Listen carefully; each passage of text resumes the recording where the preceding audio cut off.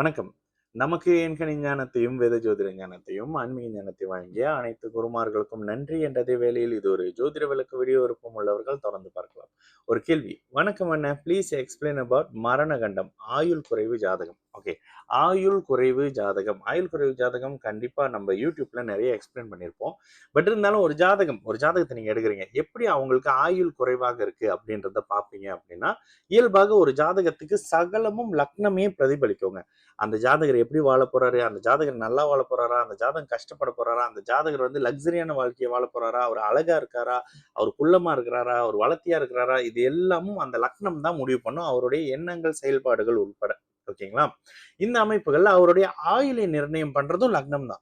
இயல்பா பாத்தீங்கன்னா ஆயுளை நிர்ணயம் பண்றது 8ஆம் பாவகம் 8ஆம் அதிபதி அப்படின்னாலும் கூட அந்த ஆயுள் பங்கம் அடைவது, அந்த உயிர் போறது லக்ன பாவத்துக்கு, லக்ன பாவகத்தோட உயிருங்க. அதாவது லக்னாதிபதி இறந்து போறாரு, அந்த ஜாதகர் இறந்து போறாரு, இப்படி கணக்கு பார்த்துங்க. ஏன்னா எல்லாவற்றுக்கும் பிரதானம் லக்னம். அவர் எவ்வளவு கஷ்டப்பட போறாரு, எவ்வளவு சம்பாதிக்க போறாரு, எத்தனை வீடு வச்சிருக்க போறாரு, எத்தனை காடி வச்சிருக்க போறாரு, இது எல்லாம் நிர்ணயம் பண்றது எல்லாமுமே அந்த லக்னாதிபதி.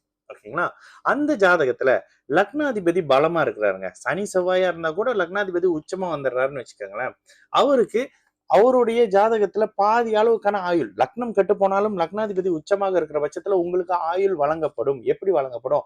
லக்னாதிபதியோட வீட்டுல ஒருவேளை சனி செவ்வாய்களாக இருந்தாலும் கூட லக்னாதிபதி அவருடைய லக்னத்துல இருக்கக்கூடிய பாவ கிரகங்கள், ஒருவேளை சனி லக்னாதிபதியாகி உச்சமா இருக்கிறாரு, அதே நேரத்துல லக்னத்துல செவ்வாயும் ராகுவும் இருக்கிறாங்க அப்படின்னா அவங்க உச்சனுடைய வீடுகள்ல இருக்காங்கன்ற மாதிரியான சில விஷயம் வரும். ஓகேங்களா?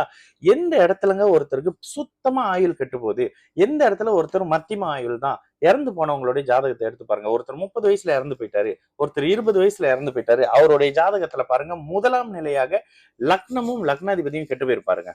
நான் ஒரு இறந்து போன ஜாதகம் கூட அட்டாச் பண்ணியிருப்பேன் பாருங்க யூடியூப்ல. அந்த ஜாதகத்துல லக்னமும் லக்னாதிபதியும் கெட்டு போயிருப்பாங்க. லக்னத்தை பாபகிரகங்கள் நிச்சயமா தொடர்பு கொண்டிருக்கும்.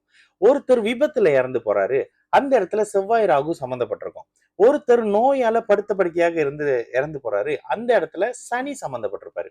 ஒரு ஒரு செயல்பாடை வந்து 3 கிரகம் செயல்படுங்க. இயல்பாக பாத்தீங்கன்னா இந்த விபத்து, நோய், மரணம் இதையெல்லாம் கொடுக்கறது சனி செவ்வாய் ராகு. சனி செவ்வாய் ராகுவோட 6-8 அமைப்புகள் வரும்பொழுது உங்களுக்கு இந்த நோய் அமைப்பு வருங்க. சரி, இந்த இடத்துல ஒருத்தருக்கு கியூர் ஆகிற நோய் வருது, ஒருத்தருக்கு கியூர் ஆகாத நோய் வருது. எப்படிங்க பாக்குறது? நேத்து ஒரு வீடியோ ஒண்ணு போட்டிருந்தேன் பாத்தீங்களா? லக்னாதிபதியை விட 6-8ஆம் அதிபதிகள் வலுத்து ஸ்ட்ராங்கா இருக்கிறாங்க. அப்ப என்ன நடக்கும்? இந்த ஜாதகர் நோயோட போவாரு. நான் அந்த ஒருத்தர் என்ன பிளாக் பண்ண ஜாதகத்தோட அவரோட இதோட வச்சு ஒண்ணு போட்டிருப்போம் பாருங்க. அதுல ஜாதகர் லக்னாதிபதியோட 6-8ஆம் அதிபதிகள் வலுத்தனால அவரு நோயோட வாழ்வாரு. லக்னம் சுபத்துவமா இருக்கு, லக்னாதிபதி அதிநட்பு ஸ்தானத்துல இருக்காரு, உச்சனோட வீட்டுல இருக்காருன்றனால ஆயுள் பங்கம் அவருக்கு வராது. என்னங்க நோயோட வாழ்வாங்களா? ஆமா, வாழ்நாள் முழுக்க நோயோட வாழக்கூடிய தன்மை, ஆனா நல்லா வாழ்வாரு. ஓகேங்களா? இந்த அமைப்பு வரும். அப்ப எங்க கெட்டு போகுது, எங்க ஆயுள் இல்லாம போகுது? லக்னமும் லக்னாதிபதியும் கெட்டு போயிட்டாருங்க. லக்னாதிபதி கிரகணம் ராகுவோட சேர்ந்து ஒரு 6 டிகிரிக்குள்ள வந்துடுறாருங்க. டிகிரி ரொம்ப முக்கியம் இந்த இடத்துல. அப்போ லக்னாதிபதி அங்க பலம் வந்துடுறாரு. அதற்கு பிறகு இது லக்னத்திலே நடந்துருச்சு. லக்னத்தை தூரத்துல இருந்து ஒரு சனி பார்த்துறாரு. ஆல்ரெடி கிரகண அமைப்புகள்ல இருக்கக்கூடிய இந்த லக்னத்தை சனி வந்து 3ஆம் பார்வையா பாக்குறாரு, 10ஆம் பார்வையா பாக்குறாரு. சனிக்கு ஒரு செவ்வாய் பார்வை இருக்கு, செவ்வாயோட சேர்ந்திருக்கிறாரு. இந்த ஜாதகம் வந்து மத்தியம ஆயுள்னு நீங்க அழகா சொல்லிடலாங்க. இதே இடத்துல இந்த மாதிரி எல்லாம் இருக்கு. 7ஆம் இடத்துல இருந்து ஒரு குரு பாத்துறாரு, 5ஆம் இடத்துல இருந்து ஒரு குரு பாத்துறாரு, 9ஆம் இடத்துல இருந்து ஒரு குரு பாத்துறாருன்னா இந்த ஜாதகர் முதல்ல கஷ்டப்படுறாரு, இந்த ஜாதகத்துல முதல்ல நோய் வருது, இந்த ஜாதகருடைய முதல் பாதி 40 வயசு வரைக்கும் அவர் கஷ்டப்படுறாருங்க. இவர் தேர்வே தேர மாட்டாருங்க இருந்தவருங்க 42 வயசுல இருந்து திடீர்னு முன்னேறி பார்த்தா வேற லெவலுக்கு செட்டில் ஆயிட்டாருங்க. முதல்ல கெட்டு போன லக்னம் கெட்டு போயிருச்சு, அதுக்கு பிறகு குருவின் பார்வையால லக்னம் சுபத்துவம் ஆயிருச்சு. இந்த அமைப்புகள்ல பாத்தீங்கன்னா உங்களுக்கு அந்த சுப அமைப்புகள், சுப தன்மைகளின் வழியாக ஒருத்தர் ஏன் பாதி ஆயுள் வரைக்கும் கஷ்டப்படுறாரு, பிற்பகுதியில நல்லா வந்துடுறாரு, அவரே உலக ஃபேமஸா வந்துருவாரு, அவரே பெரிய அவரா வந்துடுறாரு, பெரிய இவரா வந்துடுறாருல. இந்த தன்மை லக்னமும் கெட்டு போச்சுங்க, லக்னாதிபதியும் கெட்டு போச்சுங்க. இந்த இடத்துல எங்கேயுமே ராசி வராதா? ராசின்றது ஒரு கோச்சாரத்தின் துணை சம்பவங்க. அஷ்டம சனியில ஒருத்தர் இறந்து போவாருங்க, ஜென்ம சனியில ஒருத்தர் இறந்து போவாருங்க. அந்த பாவகத்தோட அந்த தசாபுத்தியினுடைய கொடுமையை அந்த அந்த கோச்சார ஜென்ம சனி அஷ்டம சனி செய்யும். ஓகேங்களா? இதை தாண்டி கோச்சார அமைப்புகள் ராசி பெருசா சப்போர்ட் பண்ணாதானா? பெருசா சப்போர்ட் பண்ணாது.